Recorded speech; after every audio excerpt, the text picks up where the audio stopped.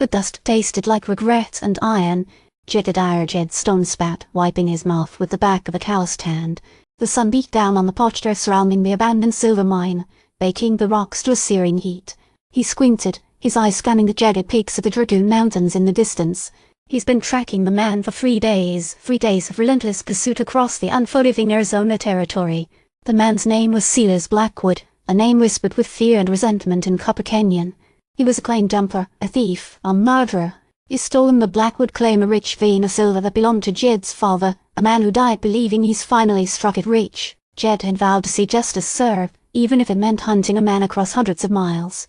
He dismounted, letting his horse, a sturdy Appalachian named Bale, graze on the sparse scrub.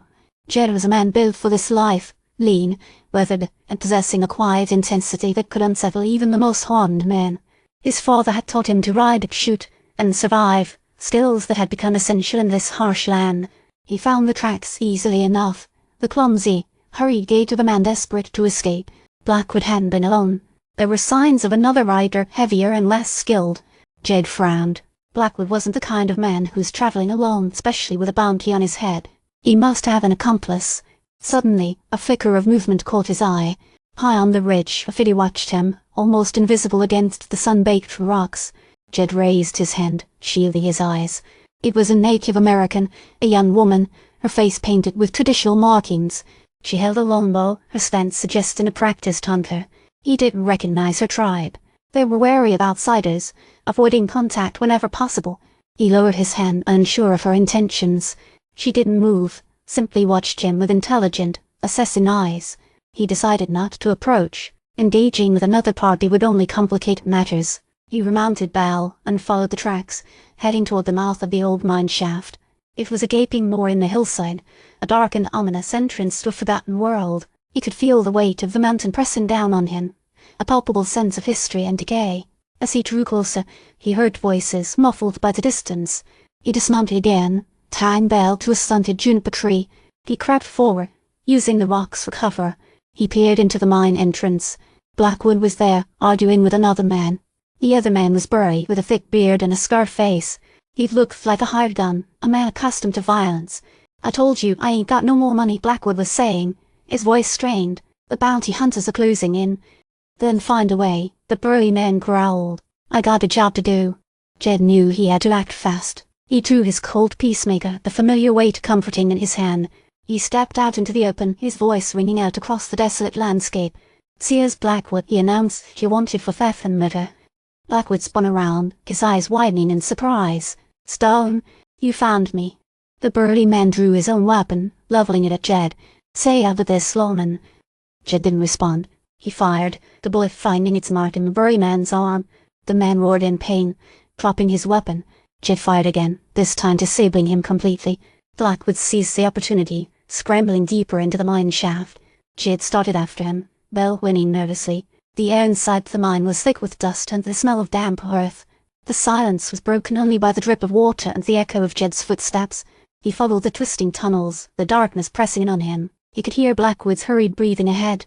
He rounded a corner and found himself in a large cavern, the ceiling lost in shadow. Blackwood was there, arguing with the Native American woman he's now recognized.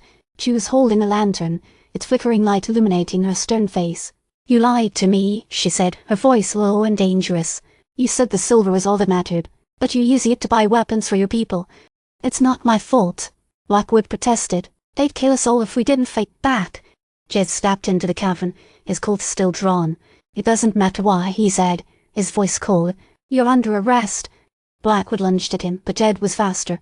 He dodged the attack and knocked him to the ground, pinning him with his boot. Suddenly, the Native American woman turned her bow towards Jed. Her eyes were filled with a mixture of anger and determination. "You don't understand," she said. "My people are fighting for our land. The silver is our only hope." Jed stared at her, his mind reeling. He understood now. Blackwood wasn't just a thief. He was a pawn in a larger conflict. The silver mine wasn't just about money. It was about survival. He lowered his Colt, a flicker of doubt crossing his face. He's always believed in justice, in upholding the law. But what if the law was on the wrong side? "What's your name?" he asked the woman. "Aponi," she replied.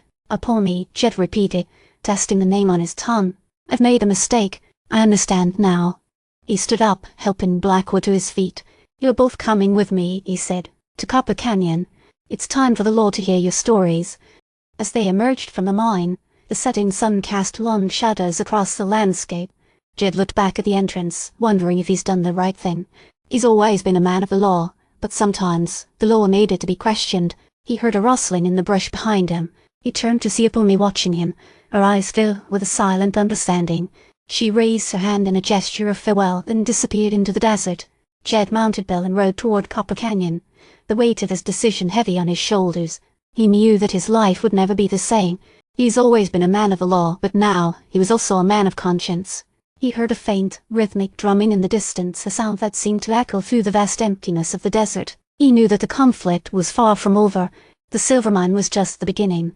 The clash between civilization and wilderness, between law and justice, would continue to shape the destiny of the Arizona Territory.